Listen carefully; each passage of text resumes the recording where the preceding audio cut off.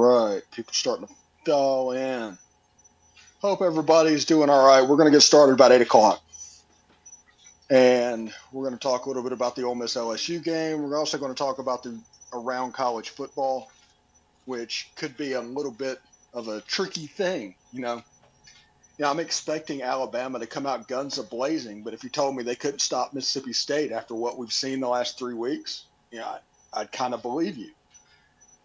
So, hey, Caroline, we're going to start about 8. I'm going to give you speaking power.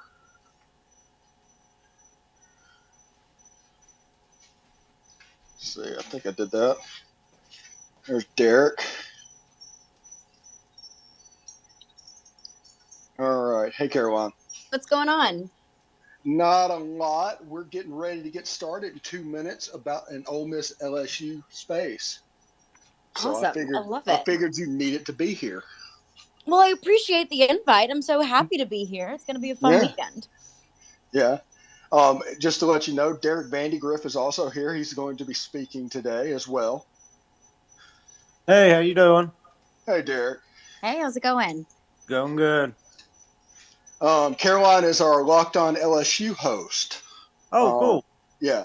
So she is the expert of everything Bayou Bengals. All right. Or at least I'm going to say you are, Caroline. Yeah, I appreciate that very nice introduction. I don't know if I would necessarily call myself an expert, more of just a rabid fan. But, either one. If you're a rabid fan, you will fit in well here. Perfect. This is my safe space. These are my people. Yeah. So, once again, Ole Miss has a night game against Texas A&M at Texas A&M. So we only played 11 o'clock at home and get night games on the road. So that's awesome. That's right. My first game this season, and actually my first game back in Baton Rouge, my first LSU game since the national championship in 2019. I went back for the Tennessee game. I was like, seriously? This was the 8th 11 a.m. game this century at LSU, and it has to be the one that I come back for. Oh, good, great. Just brutal. Nothing worse than an 11 a.m. 8th this season. I think we've had 8 this year already. Yeah. And yes, I'm aware we've only played 7 games. Yeah, every important game's on TV. It feels like it's at 11 a.m. And if we play a non-conference game, that we get a 3 a.m. opposite of the 2:30 game. So, yeah, it's like whatever.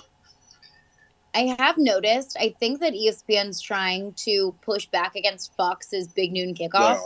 And they're putting better games on at 11 a.m., which I understand the strategy. Just as a fan, I don't appreciate it. Yeah, it's one of those things where I guess TV networks are like, well, we're going to pay you all this money, but you don't get to complain about where we put you. Yeah, right. That's right. I'm putting you on TV and I'm paying you a ton of money. Deal with it. If you don't get the tailgate right off, that's not my problem. Yeah, that's exactly right. So we'll start off with this, Caroline. Why can't LSU field a punt? That is the golden question. And I said this probably pretty overreactively after the Florida State game. I said, if I don't see special teams improvements, like not just improvements, like not making those dumb mistakes that we saw against Florida State, 2 muffed punts, blocked field goal, blocked extra point. I was like, if I don't see all of those gone, erased, then I want Brian Polian out of here. I said that after week 1, and I look back, I was like, that's probably a little hasty. But week after week after week, it's something else. Like I've said, out of every single potential possible special teams mistake that you could make in the history of football, LSU has probably made it at least once, but probably twice so far this season. It is astonishing to me how awful special teams has been. And it's not like they're putting scrubs out there on punt returns or in special team situations. I mean, Jack Besh was one of LSU's leading receivers last season. Jack Besh is one of LSU's best receivers in this really stacked wide receiver room. He can catch a ball offensively, but he cannot field the punt. He can't catch a kickoff. He dropped the opening kickoff against Tennessee. I have to look at that and say, if you're a really good offensive player, but you can't catch a ball on special teams, that's on the coach. Yeah. I think it starts out when you look at LSU and from the outside looking in. LSU is fairly decent on both two sides of the ball and just abjectly horrible on the other. And the other is costing them possessions. And it's costing them games. That cost them the Florida State game. I mean, starting the season 1-0 is a completely different story. I mean, LSU lost by 1 point. You make that extra point, you make that field goal, and you turn something into those possessions that they dropped, those muff punts. I mean, that's a completely different ball game. The special teams mistakes didn't cost them the game against Tennessee. I mean, that was a very, very lopsided game. But still, I mean, I didn't think LSU was going to win that game, but I at least had hope that they could be competitive against Tennessee. But once they dropped that kickoff from the very second, before the clock even, struck 1 second down, I thought they're losing this game. I mean, if you just handed Tennessee 7 points, I mean, it's going to get really ugly. So it's unfortunate that LSU is trying to figure itself out identity wise, and special teams just keeps shooting themselves in the foot. They just aren't taking the easy gimme point. They're not taking the easy gimme possessions. They're just handing them away, and it's making their job more difficult. Yeah, and just so everybody knows, me and Caroline are filming our crossover episode for a podcast tomorrow. So this is a little pre-homework we're doing right now for what we're going to talk about tomorrow, likely. Scout right, team. What's that? I said scout team, scouting you out before our official crossover tomorrow. Yeah, it's a service team. Yeah, service team. Yeah, exactly. Derek, tell me in this game, talk for just a second about some games in this rivalry that mean something to you, because I think we're going to go back in time for a little bit on the space and talk about some big moments in the series, because this series can be really, really special. Yeah, I mean, I'm sure Caroline could talk about it a little bit too, but for me, an Ole Miss fan, been an Ole Miss fan my entire life, there's two games you look forward to every single year. It's the LSU game and it's the Mississippi State game. And quite frankly, over the years, we've had more important games with LSU than we have Mississippi State. That always seems to mean something. Me and you talked a little bit earlier today about that 1997 LSU game and the 2001 LSU game, and unfortunately, probably the best atmosphere I ever experienced for an LSU Ole Miss game is 2003 in Oxford. I know that's going to make a lot of these Ole Miss fans cringe here in this space, but that night in Oxford, Eli Manning senior year, the West was on the line. Whoever won that game was going to Atlanta. And, you have Jonathan Nichols, the best kicker in the country. And I've never heard the vault as loud as I did that night when Travis Johnson had that pick six. Like, even that Alabama game, like, that's the only thing that rivals it. When we picked that ball off against Alabama to beat them back in 2014, I believe it was. That atmosphere that night, though, like that just kind of shows you, even in a loss, how it sticks with you, how big of a rivalry this really is between these two teams, and how this game always seems to mean something one way or another.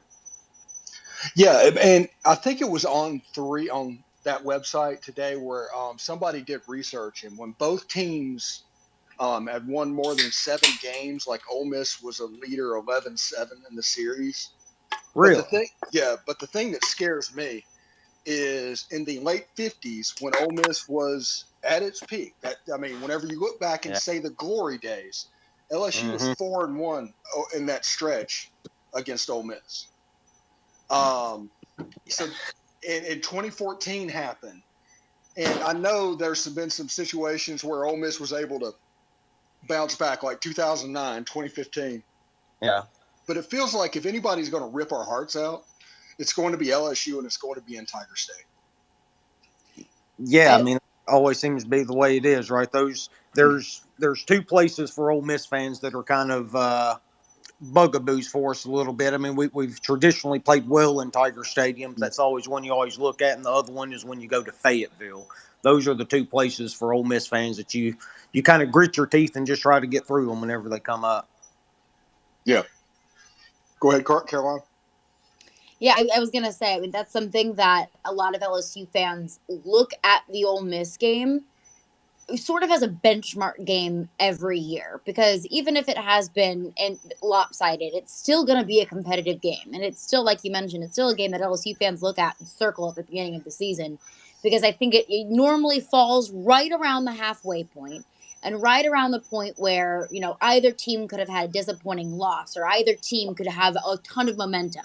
In this case, Ole Miss has all the momentum on their side. They're making the West very interesting for LSU in such a new era of LSU football, where I think the team itself and we as fans, we're all just trying to figure out what this team is. I look to Ole Miss this year, as I have years in the past, as a benchmark of, okay, where does LSU really rank among some of the top players in the SEC?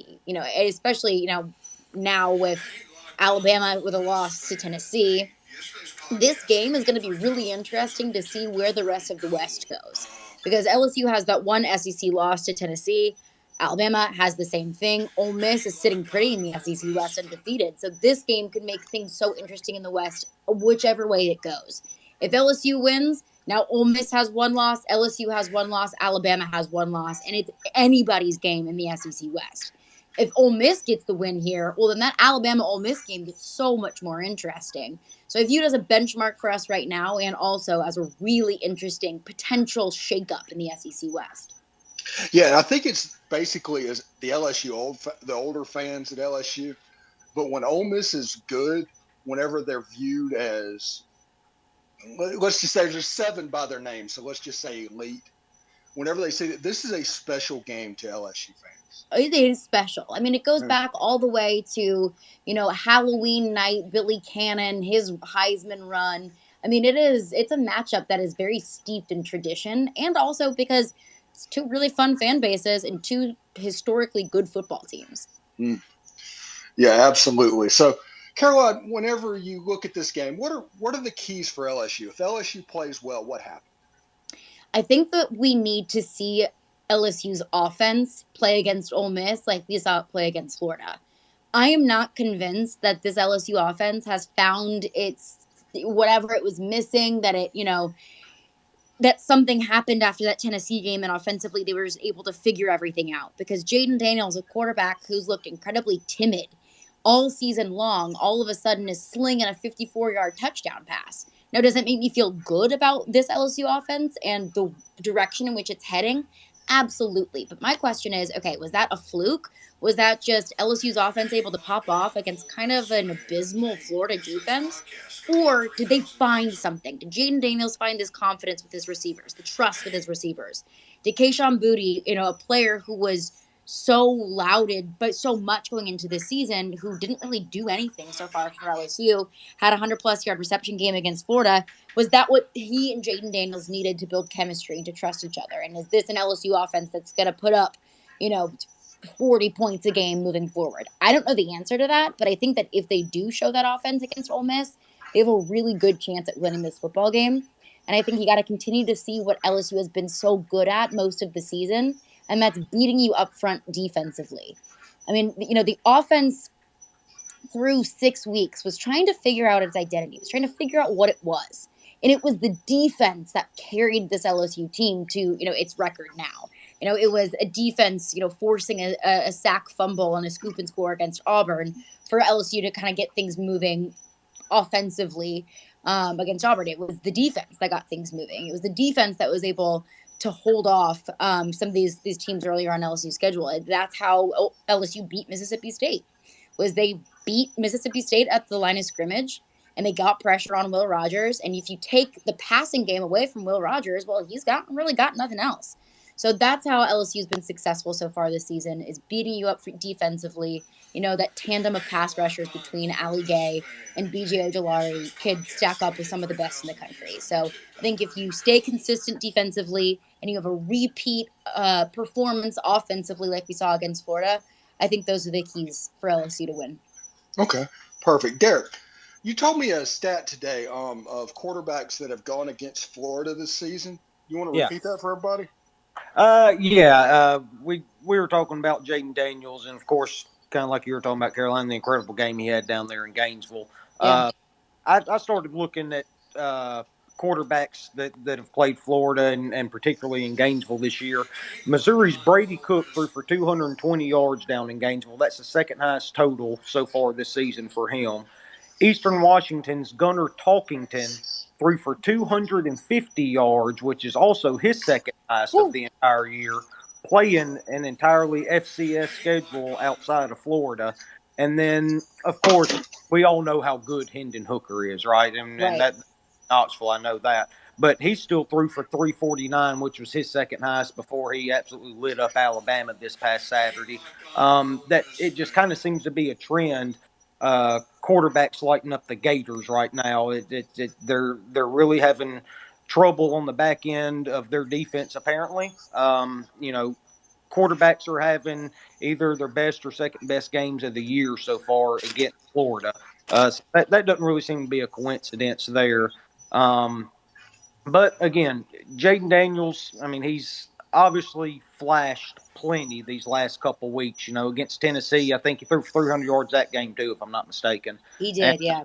yeah, and but at the same time, I think he threw it 45 times because kind of like you're referring to at the beginning of the space. They were behind basically from the opening kickoff there with that fumble. So they come out and slung it a little bit, and he has looked a little bit better. But I just think this weekend that still has to be Ole Miss's game plan defensively. Make Jaden Daniels beat you in the air. And, because that's kind of the strength of our defense. We're really, really good on the back end. We have all those safeties. Igbenogsen's been so good at corner, and A.J. Finley is playing like one of the best safeties in the SEC, quite frankly, the way he's able to come up and make stops and still defend in the pass back end. So that's kind of what I'm looking at this weekend, see how we defend Jaden Daniels, make sure that we make him beat us with his arm rather than his legs. And that's Okay, how a lot of go teams ahead. have had success against LSU. And to your point, I have my notes in front of me, doing my scout team for Florida. Florida's defense ranks 98th nationally in yards per play. They're giving up an average of about 6 yards per play, 125th in the nation in third down conversions allowed. And they're giving up 412 yards per game, good for 99th in the country. So to your point, Florida's defense is abysmal. It's been so bad, and Napier will get that thing turned around. He's a really good coach, a really good recruiter in this part of the country and all, but he's just kind of really going through the motions this year, trying to get something to work for him. And Yeah, that's a first year head coach. I'm so sorry to interrupt, but Yeah, yeah, no, that's it's a all good. first year head coach just trying to figure out what you got and working with it. yeah, absolutely. So, Caroline, talk real quick about Josh Williams and John Emery at Yeah, running it's back. a really solid running back duo. And we talk a lot about Jaden Daniels kind of having his breakout game against Florida. And I think that's kind of overshadowing what Josh Williams was able to do. Armani Goodwin was the starting running back over Josh Williams. And he got injured. So I believe he's out against Ole Miss. I think he'll be out for the next couple of weeks. So when he went out with injury, that really gave Josh Williams the ability to shine and kind of step up. So those two, it's a really solid run game that I also think can be a little bit wishy washy at times because LSU was a fairly one dimensional offense. We're seeing the passing game start to evolve over the past couple of weeks, like you mentioned, 300 yards against Tennessee, 350 against Florida. So this offense relied a lot on the run game. But that lied a lot with Jaden Daniels. I mean, there are countless games. I want to say all but one, maybe two games where he was the leading rusher on the day. You're not going to win very many games that way.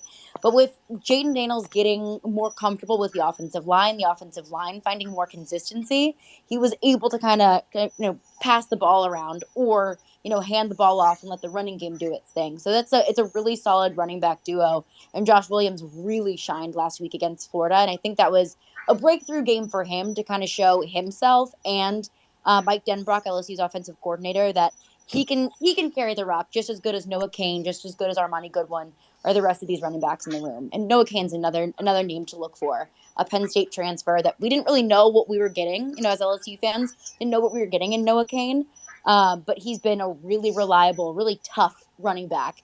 Who's just a really big-bodied guy that can just bulldoze defenders. So he's been fun to watch too. Okay, like 30,000 foot view, Caroline, and Yeah. LSU's football team. Was Florida an aberration, or has there been consistent growth over 4 weeks and maybe the score just didn't show it? I think that that's it's funny that you asked that because when I was doing before the Auburn game, they asked one word to describe LSU season so far, and I said progress because we have seen progress week after week, albeit it's not linear. Like we've seen some areas improve. For example, last week against Florida, we saw the passing game improve. We saw progress from the passing game. We saw things from Jaden Daniels that we have not seen all season long. And to be honest with you, I don't think Arizona State fans saw that in 2020 and 2021. But also, the defense took a little bit of a step back. The defense gave up an 81-yard touchdown run to Anthony Richardson. Now, credit to Anthony Richardson. I mean, he's huge and he's difficult to tackle and he's fast, and that's what he does best is run the football. But that was not one of LSU's best defensive games. So there is progress week after week. I think you're seeing this team kind of click a little bit more because let's be honest, LSU had 39 scholarship players in a bowl game last year. So they had to do a lot of recruiting in the transfer portal, and you got a lot of true freshmen starting. You got a true freshman tandem on both tackle positions, and Will Campbell and John Emery. Emery Jones. So this team's growing and this team's learning each other and it's building chemistry. So I do see progress week after week. I do see this team getting better. If this LSU team in week 8 plays Florida State now, I think they beat Florida State. But then again, it's not very linear. We see improvements one week, and then we see another unit that's been really solid look atrocious one week, and I'm like, wait, what just happened? Well, Lane Kiffin is known for whenever you have a weakness on defense, he will keep probing it and probing it and probing it over and over again. Mm-hmm. What do you expect that probe is going to be to start the LSU game Saturday? That's a good question that I don't even know if I can answer that because I lean the secondary maybe just because that has been a unit that's been fairly up and down, but also it's a unit that's looked really solid. Like against Mississippi State, they were not missing tackles, they were bullying up those Mississippi State receivers downfield.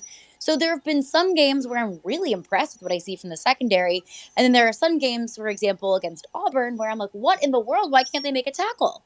And then I could say, okay, well, maybe, the front four didn't get a ton of pressure on Hendon Hooker against Tennessee. They didn't get a ton of pressure on Anthony Richardson in Gainesville on Saturday night. So maybe is that unit taking a step back? Is Harold Perkins, who's a true freshman who stepped in for Mason Smith on the defensive line when he got injured against Florida State, and they haven't been using him very much the past couple of weeks. So is his absence and like his lack of contribution, is that what's leading to the front four not looking as dominant as it has earlier in the season? So when you say what's going to be the weakest part of LSU's defense, I don't know because it's been different every week. But I will say that's if you're going to find a weakness on LSU's team, I wouldn't look to the defense being that weakness. But the weakness on defense, that's changed every week. It's been a roller coaster of emotions, I'll tell you that. All right. Does anybody else have any questions that for Caroline that they just want to ask? I'm not the quickest on the draw out here, but I'll gladly do that. Yeah. I'll go ahead and piggyback off Caroline real quick as far as what Ole Miss is going to come out and try to do. You're going to see 13 runs in the first 15 plays. Lane Kiffin's going to come out and try to set the tone early running the ball against that defense. And if I am Lane Kiffin, I don't know if that's the best way for Ole Miss to win. I don't know if that's the best path to victory. But I do say that, understanding that Ole Miss has probably got the best running back duo in the country. And so that's going to be a really tough run game to stop. But I will say that LSU up front has been good at stopping the run at times. And then at sometimes not. Like against Florida was able to run the ball a good bit. And against Auburn, they pretty much stuffed the run completely, but couldn't stop the passing game. So I wouldn't, if I'm Lane Kiffin, I would test the waters, see what LSU defense you're going to get on Saturday. And with that running back duo, why not use it?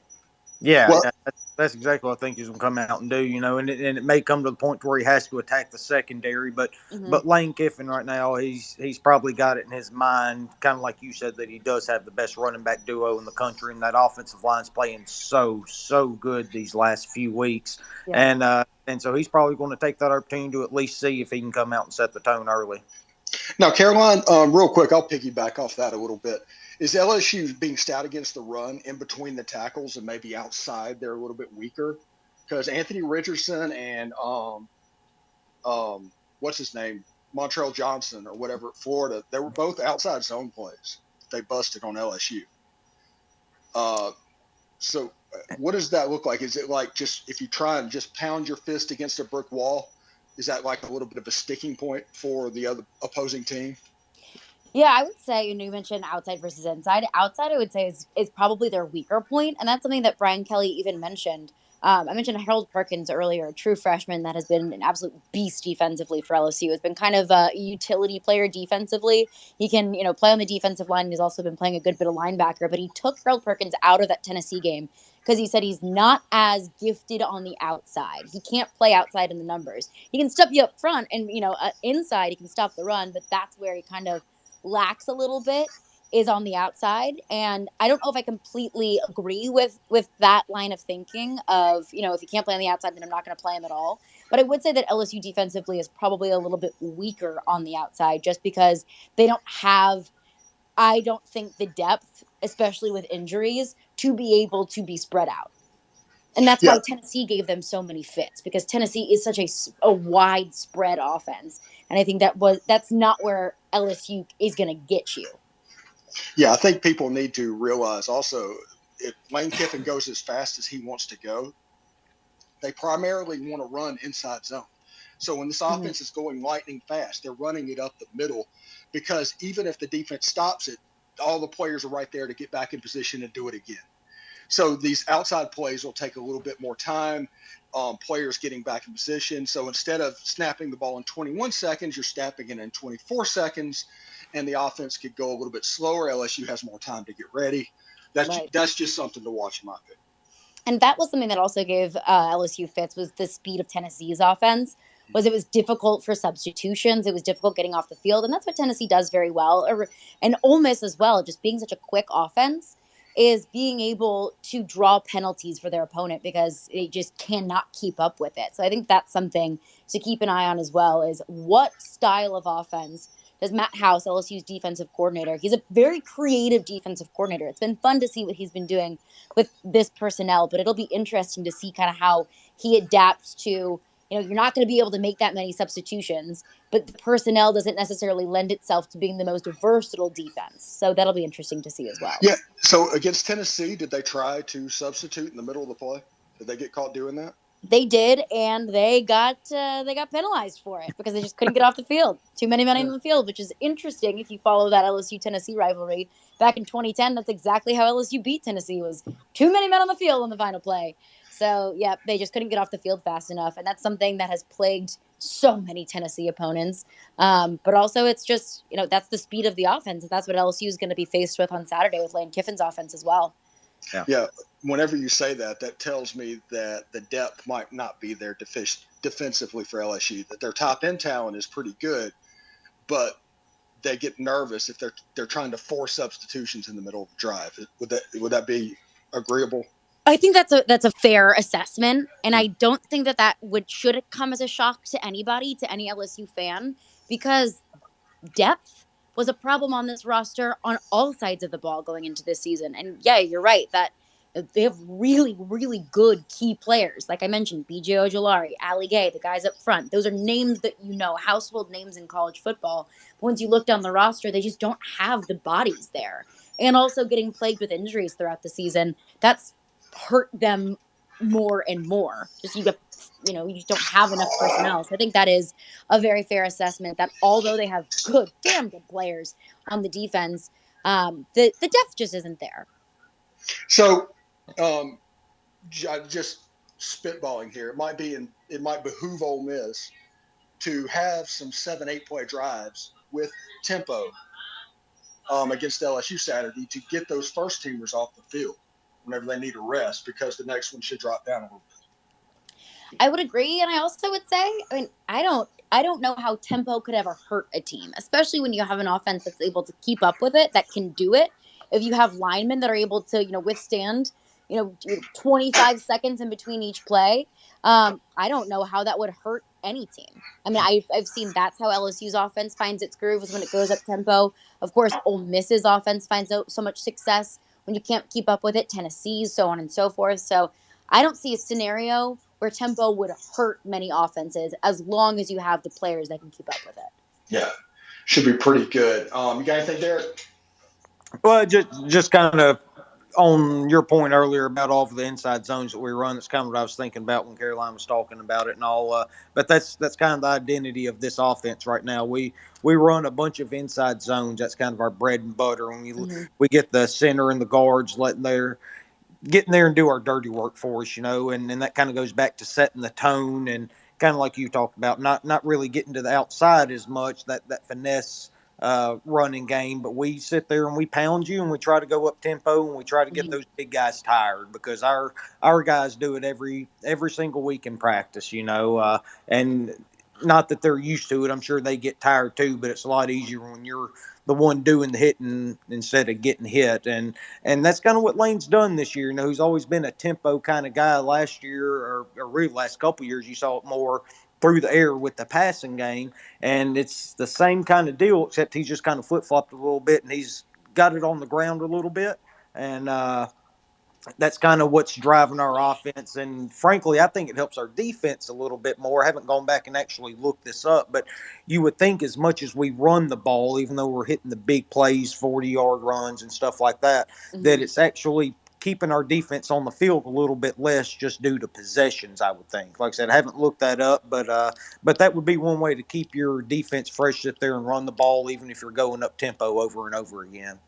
And that would make sense, running the ball, that'll take more time off the clock. But Yeah. just kind of knowing what I know about LSU and then hearing you talk about just how gifted and just big and physical Ole Miss is on the offensive line, I think that this is going to be a game where former offensive linemen are probably salivating at the mouth, but just a casual observer of football is probably like, man, this game's boring. Yeah, I know, and it's really weird to talk like that about Ole Miss from what we've seen the last several years from this offense. Even going back to the latter part of Hugh Freeze and Matt Luke and all that. It's just a team that really does just line up and try to run it down your throat, and as long as you let us do it, Kiffin's not going to get away from it. That's how we run for 448 yards last week. He wants to come out and he wants to run the ball and put Jackson Dart in good situations to make a throw. That's one thing he has done really, really well this year is picking his spots, and Dart doesn't always make the best decision, but you see week over week he's getting better and better and better at his decision making. And Yeah, that's oh yeah, go ahead. The one thing that I'm worried about, actually, since you brought that up, is Jackson Dart in Tiger Stadium. There's a chance for a Bo Wallace type situation in 2014. Oh, come on, Jack. Steven. Don't do that to me, man. Yeah, I don't want to put this evil on anybody out there, but that atmosphere, if you let it, can affect Yeah, you. it can get to you in a hurry. There's no doubt. Mm. I guess my question for y'all is just the expectations for Jackson Dart going into the season. And I know he wasn't named, bona fide starter from the beginning, but I at least assumed that he would be named the starter. But your expectations at the beginning of the season when he was named the starter until now, what is the temperature like with Jackson Dart in Oxford? He was Oh, always the starter. yeah. Yeah, The quarterback competition was a charade, they basically. just didn't want him Yeah, to transfer. Yeah. yeah, yeah. But I mean, Jackson Dart was recruited for this game. Starting now was the reason they recruited Jackson Dart because let's be honest, the previous 7 games they would have had the same record if Luke Altmaier started. Yeah, yeah, I'll buy that. Yeah. I think So that's fair. starting now is why they recruited Jackson Dart. It's the upside and the ceiling is why you go with Jackson Dart. Me and Stevens talked about it 100 times throughout the offseason and all. I mean, you watch him play and you watch him throw the ball, and not only throw it but run it. You see how athletic he is too. Mhm. Rushed for over 100 yards last year or last week, and but you see some of the throws he makes. 20, 25, 30 yards downfield that are just thrown on a rope, getting right over a defender, and then you see some that I believe it was the Kentucky game, if I remember right, where he just missed basically 2 touchdowns going over the middle because he didn't get it quite over the linebacker. But that's Mm-hmm. kind of you deal with a 19-year-old. He's still a really, really young quarterback, but you see how high his ceiling can be, and you know that if Ole Miss is going to reach the heights of what we're set up to and hoping to do this year, that's the guy you got to have in there, a guy that can make those kind of special throws. Yeah. Anyway, everybody around, we're going to put a replay up on the YouTube page. I think it might be up there tomorrow. Supposedly, I have figured out a way to do this to where it can be a quick turnaround and I don't have to ask Twitter for every Twitter space out there. So if I can do that and everything goes well, this will be the Wednesday night or Thursday night show on our channel, because our SEC shows are going to go back to y'all's conference network because I got slapped on the hand by Locked On. So Bad. That's yeah, yeah. So that they just asked me to take it off of there. It's like, I get it, but they didn't ask me to stop doing it. Yeah. Yeah, just don't put it on the YouTube page. You're making too much content, Stephen. Yes, I absolutely am going crazy out here, but it was pretty good. You guys watching the show, I think we're 6th in views and 7th in view time or something like that. It may be flipped, but Awesome. on YouTube, yeah. So we're doing quite well, and the people that are ahead of us aren't ahead of us by much.